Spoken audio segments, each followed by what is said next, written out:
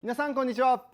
ワールドラバーマーケットのグッチです。今回も卓球知恵袋の方よろしくお願いします。本日のテーマはこちらになります。最強の下回転サーブというサーブを皆さんに紹介します。ある程度下回転サーブがかけるようになった方におすすめな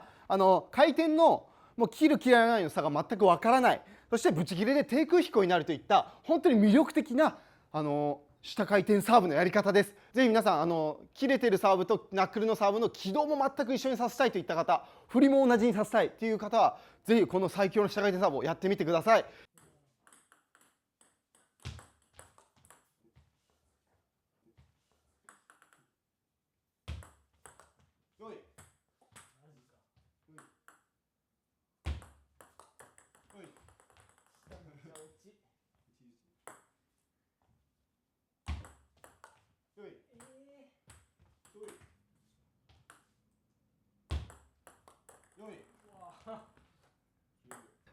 まずこの下回転サーブを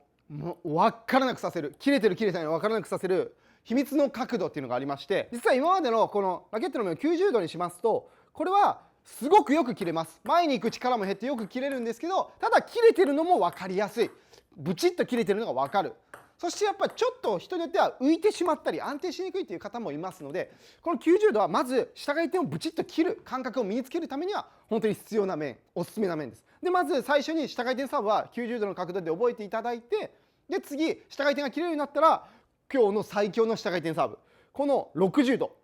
の面このぐらいです。45度がこのぐらいです。45度はこのぐらい、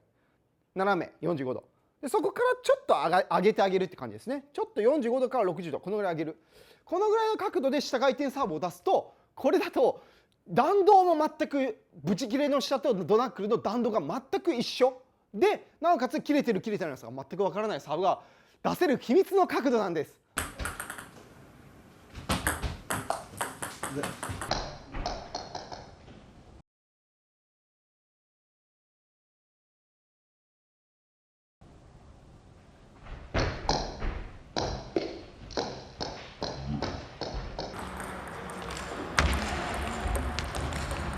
そして手順の2つ目は入り始めがこの60度下回転サーブは大事で、ここから左端から入るようにすると60度の面で面が起きてる状態なのにガツッと切れて戻ってくるといった感じになります。なので60度でも左中心からしっかり入ることでこれでしっかり切れるんですね。で、さらにこの60度の面は本当に下回転のブチ切れとドナックルの差が本当にわからないです。60度の面で下回転、これドナックル、これ切ってるブチ切れ、これブチ切れっていうふうに軌道もタイミングも振り方も多分全くわからない。どっちがブチ切れでナックルかって分からなかったと思います。本当に60度の面って本当に下回転の変化をつけるのに適しているサーブなんですよね。なのである程度かける感覚がある方がこの60度の面で下回転を出すともう最強なんですよね。だから強い人の下回転サーブって実はこうやって0度台に対して水平に切っている人よりも実はこの60度ぐらいの角度で下とナックルを使い分けて回転幅で点数を取っている方が非常に多いんですよね。で0度のこれ台に水平にした90度の状態で例えば切るサーブやります。ブチ切れ、なんとなくゆっくりになるので分かっちゃいますよね。ブチッと切って遅くなります。やっぱ軌道が全然違います。切った時はすごく止まって短くなる。でドナックル出した時は結構前にポンポンポンと上がり気バウンドがちょっと高めでいっちゃいます。なので90度のサーブはやっぱナックルにした時にボールが高くなってしまったりとか、切れた時に逆に止まりすぎたりとかいう感じになるので、それはそれで効くんですけど、ただ同じ軌道で出す、ブチ切れの下とドナックルを同じ軌道で出すには適していないんですよね。ただ単純にブチ切れの下を出すだけだったらこの90度台と水平に出すサーブは魅力的です。でもこのブチ切れの下とドナックルを同じフォームで繰り返すには60度の下回転サーブの方が同じ軌道同じ弾道で出しているっていうことで非常に魅力的な角度だったんです。でさらに面白いのはこの60度の角度にすると低くより安定しやすい軌道が描きますので、下回転しようとナックルにしようと結構低めに入ってくれます。スーッと低空飛行で入るっていうのも魅力です。なので打たれないっていうところですね。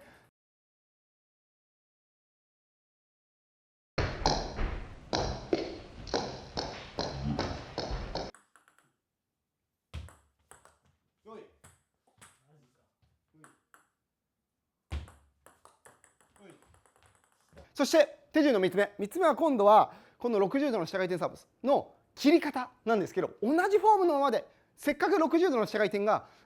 切れてるサーブと切れてないサーブの軌道が一緒っていうので相手が分からないようになってるので、あとは振りを全く一緒にさせましょう。そうするともっと効果があります。で、私のおすすめはこの60度の下回転を出すときは肘から先前腕を使って前腕で切るっていう感じの意識でやってみてください。こうすると下とナックルの差が全く分からなくなります。よく切ろうとして手首だけ使うっていう方がいますけど、下回転であんまり手首を使いすぎるとブチッとかけた時軌道変わっちゃうんですよね。下回転かけた時にこう手首がこう返っちゃうので、これで切れてるっていうのがこうやっぱバレちゃいます。でナックルの時はこう手首を使わない、もうバレバレですよね。下かけてあるナックルでしょ。なのでバレバレになっちゃうので、手首は使わない状態を意識してください。手首はそんな使わない、ほとんど使わないです。でこう肘から先の前腕でカツッとやることによってブチ切れの下とドナックルが全く同じフォームのままで繰り出せるという感じになります。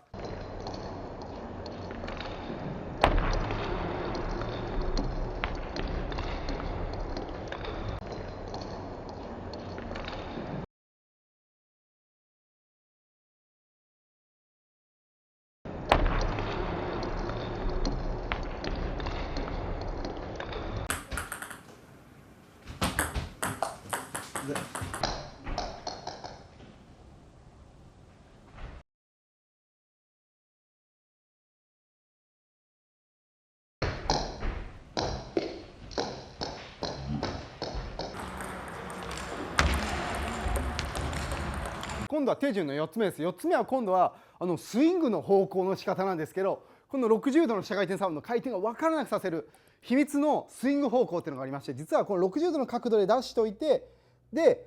スイングは斜め切りのスイングでやると切れてる切れてないが分からなくなります。イメージ的にはこう斜めなんですね。切り方、通常の下回転はこう平行スイングとかが多いのかなと思うんですけど、平行スイングですと下とナックルの差がちょっとやっぱ分かりやすい軌道になっちゃう、はっきり軌道が出ちゃいますので、おすすめ、トップ選手がよくやってる分からなくさせるのは斜め上、イメージがちょっと上から60度の角度をキープしたまま斜めに下回転をかける、上からこうかけるような感じでやると、これでやると下とナックルが全然分からない、同じ軌道で今下とナックル使い分けてるんですけど、同じ軌道同じ振り方で切れてブチ切れとナックルが出せています。なのでこう斜めに切るっていうのがこの60度の下回転をさらに分からなくさせる秘密ですね。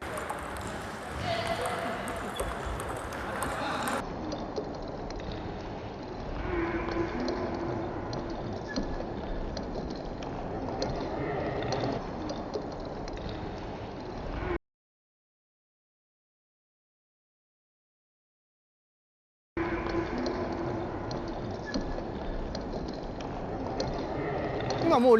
台と対して水平で90度で下回転サーブがかけられるようになりましたら、ぜひ皆さんこの60度の面で下回転サーブをかけ分けてみてください。そしたらもうブチ切れなのに低空飛行、そして切れてる切れてないの差が全くわからないで、同じ軌道気がいってで他のいろんなサーブと同じフォームのままで出してしまうといったもう最強サーブなのは間違いないです。よかったらやってみてください。ありがとうございました。